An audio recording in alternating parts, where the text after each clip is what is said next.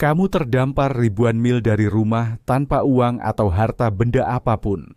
Keadaan seperti ini akan membuat banyak orang putus asa dan mengutuk nasib buruk mereka. Namun bagi Zeno dari Siprus, situasi ini justru menjadi landasan bagi karya dan warisan hidupnya. Dahulu seorang pedagang kaya, Zeno kehilangan segalanya ketika kapalnya karam di Athena sekitar tahun 300 SM.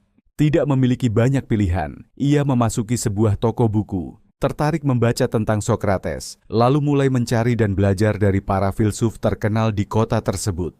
Ketika Zeno mulai mengajar murid-muridnya sendiri, ia merintis sebuah aliran filsafat yang kini dikenal sebagai Stoicisme, yang ajarannya tentang kebajikan, toleransi, dan pengendalian diri telah menginspirasi banyak pemikir dan pemimpin sepanjang sejarah. Nama Stoicisme berasal dari Stoa Poikile, sebuah lorong publik yang dihiasi lukisan tempat Zeno dan murid-muridnya berkumpul untuk berdiskusi.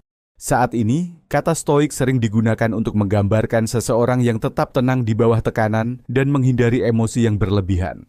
Namun, meskipun pengertian ini mencerminkan aspek penting dari Stoicisme, filsafat aslinya lebih dari sekadar sikap.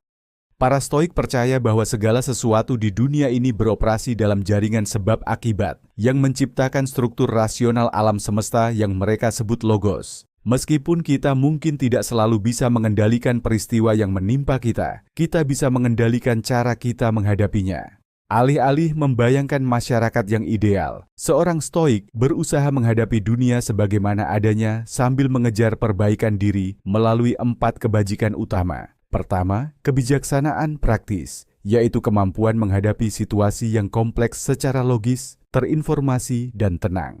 Kedua, temperansi, yaitu pengendalian diri dan keseimbangan dalam semua aspek kehidupan. Ketiga, keadilan, yaitu memperlakukan orang lain dengan adil, bahkan ketika mereka berbuat salah. Dan keempat, keberanian, bukan hanya dalam keadaan luar biasa, tetapi juga dalam menghadapi tantangan sehari-hari dengan kejelasan dan integritas.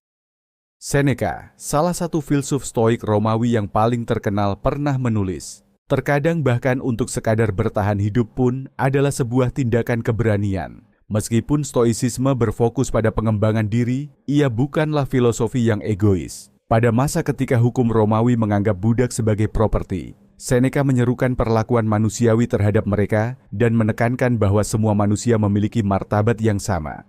Stoicisme juga tidak mendorong kepasifan. Filosofi ini berpendapat bahwa hanya mereka yang telah menanamkan kebajikan dan pengendalian diri dalam dirinya yang dapat membawa perubahan positif bagi orang lain.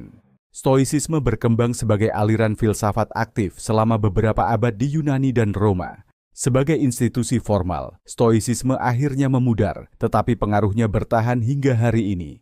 Teolog Kristen seperti Thomas Aquinas mengagumi dan mengadopsi fokus Stoicisme pada kebajikan.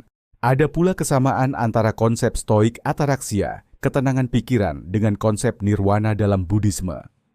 Salah satu filsuf stoik yang paling berpengaruh adalah Epictetus, yang menulis bahwa penderitaan bukan berasal dari peristiwa dalam hidup kita, melainkan dari penilaian kita terhadap peristiwa tersebut.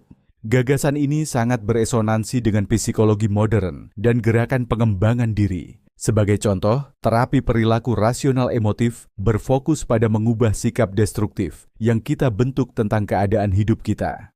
Ada pula logoterapi dari Viktor Frankl yang terinspirasi dari pengalamannya sebagai tahanan kamp konsentrasi. Logoterapi didasarkan pada prinsip stoik bahwa kita dapat menggunakan kekuatan kehendak untuk memberikan makna dalam hidup kita, bahkan dalam situasi yang paling suram.